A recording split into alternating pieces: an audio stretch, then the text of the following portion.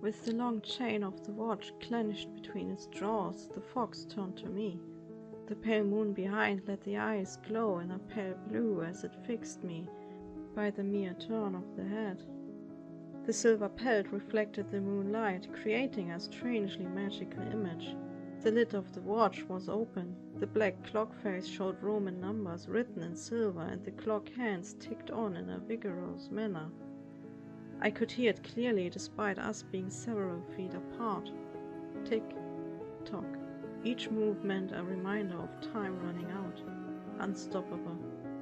I was still sitting on the ground where I had stumbled upon seeing the ghostly scene. The wet earth beneath my hands and legs started to soak my pants, causing me to shiver. It had been supposed to be a late-night stroll through the forest nearby.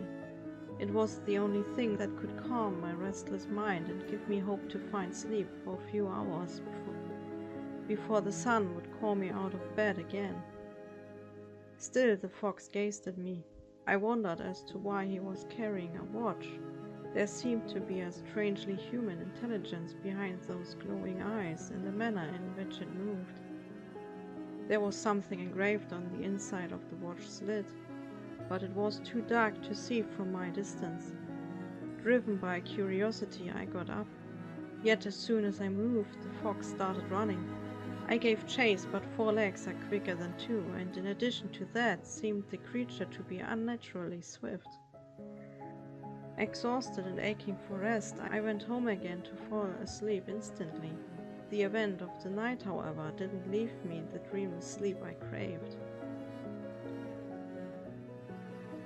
I found myself disoriented and standing on a floor made of jet black onyx.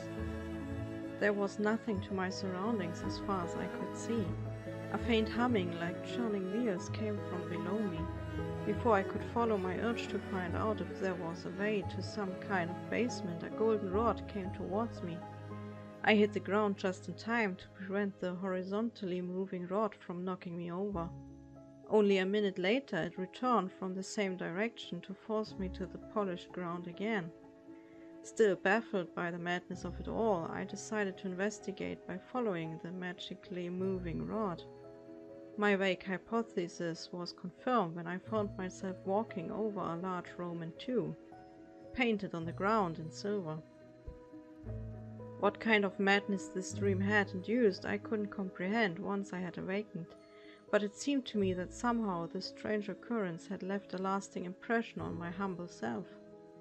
Still following the second hand, I migrated towards the center of the scene to find the point in which all 3 hands were fastened to the mechanism.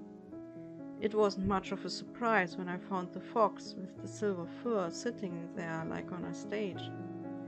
The blue eyes with the slitted pupils watching me intently.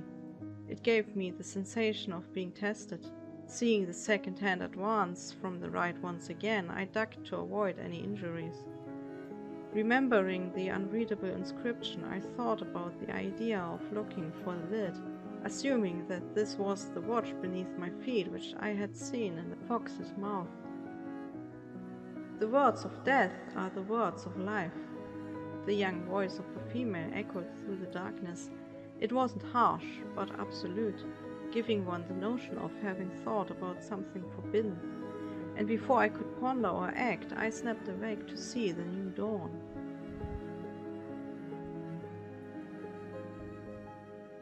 Now there isn't much to mention about my life, as I am a very boring person, which is why I'll keep it short. The main point, however, is that all the while I got up, drove to work, and forced myself to concentrate on my job, my mind kept repeating the mysterious sentence I had heard in my dream. I daydreamed and theorized on its meaning, causing me to run into tables and people and to do utterly stupid things as my body had to make do with my inbuilt autopilot. I was glad for the fact that I relied on public transport, otherwise I might have had problems to drive home safely. In addition to my brooding came the unfulfillment of knowing that I had done a bad job and probably disappointed the people relying on me. I would have liked to just let go of it, but I am a clingy person in a very unhealthy manner, and something told me to keep digging. Absurdly curious as I am, I went into the forest again that night. Why would that strange fox reappear that night? I don't know. As always, I was firm in the belief that I would figure things out as I went, which was mainly the reason for some of my most daring situations later on. But I like to plunge into uncertainty head-on once there's no way around it. The forest seemed discouragingly devoid of foxes or ticking watches, causing me to become more disheartened the farther I went. I was about to turn back when the gentle ticking of the clock reached my ears. Turning around, I saw the fox sitting on the foliage-littered ground. Like the last time, the watch dangled from its mouth by the golden chain. "Why run away when you hunt me down the moment I leave?" I muttered more to myself than the fox because I didn't expect any answer. "Time doesn't leave, child. It's you who forgets about it now and then." It was the voice from my dream, but less discorporate and older. I couldn't say that I was surprised. I am a rather open-minded person and not easy to impress due to my sixth sense. I hadn't expected to meet a talking fox, true, but to say that my jaw dropped would have been an exaggeration. I tend to be painfully aware of it far too often, I countered as irony replaced my sense of awe. Exactly, a smile formed on the animal's lips. You can't forget time if you live in the past. I'm living in my apartment, I retorted, feeling safe enough to light a cigarette. I definitely needed one. Shaking her head in a strangely human way, the fox turned to go. The words of death are the words of life. Stopping amidst her movement, the fox turned to look over her shoulder. What does it mean? I added when the eyes indicated for me to clarify. Who are you, Wilson? That the fox knew my name didn't surprise me either, although it made me quite uncomfortable. I'm an engineer, I answered with simple stoicism.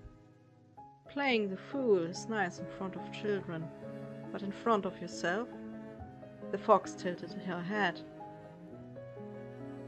You should be able to admit it to yourself, at least. I was rather upset by the stern tone and therefore refrained from keeping the conversation going. The fox vanished in the dark. She didn't return nor visit me in my dreams again. It wasn't before winter, when I made a trip to Edinburgh, that I found a store that sold various clocks, among them pocket watches. An elderly woman looked up when I entered, more on instinct than conscious will.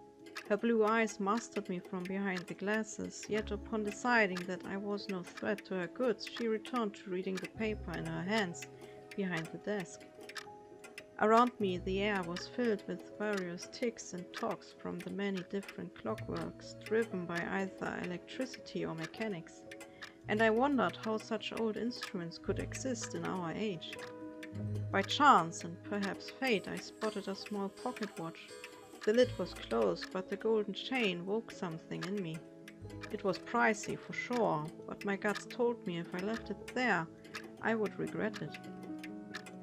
What good was money if one didn't spend it anyway?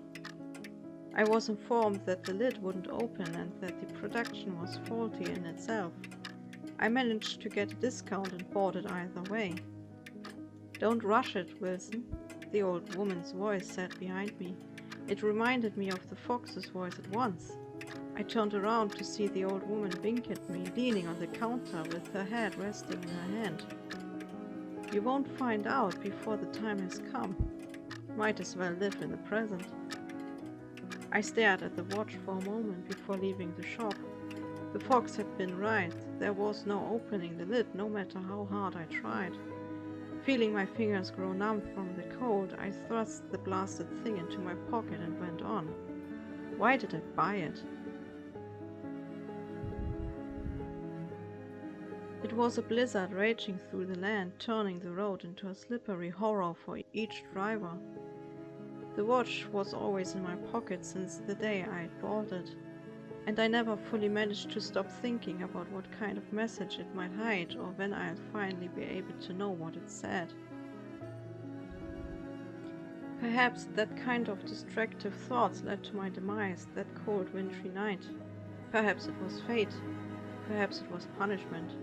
When my car suddenly had a life of its own due to the icy road, I did my best to regain control.